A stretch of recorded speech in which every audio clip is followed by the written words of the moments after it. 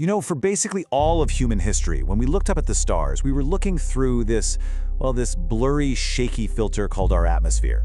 Today we're talking about the machine that completely tore that filter away, the one and only, legendary Hubble Space Telescope. So the big question is, how did this one single machine, launched decades ago, totally revolutionized how we see the universe? It's a simple question, right? But the answer is, well, it's pretty wild. And to really get it, we've got to start by looking at the machine itself. All right, Section 1, Anatomy of a Legend. To get that game-changing view, you have to get above the atmosphere.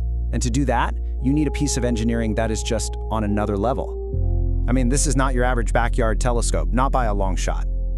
Okay, get this. At launch, Hubble weighed in at over 11,000 kilograms. Just think about that for a second. Lifting something that heavy off the ground is already insane, but then you have to place it into a perfect orbit? That is an absolutely incredible feat of engineering. So what does 11,000 kilograms actually feel like? Well, picture two full-grown adult elephants. Yep, we're talking about launching the weight of two elephants into the total silence of space. Just wow.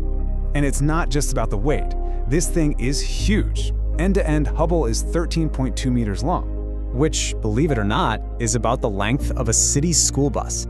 So just imagine a school bus, but instead of seats, it's packed with the most advanced scientific instruments you can imagine, just flying hundreds of kilometers over your head.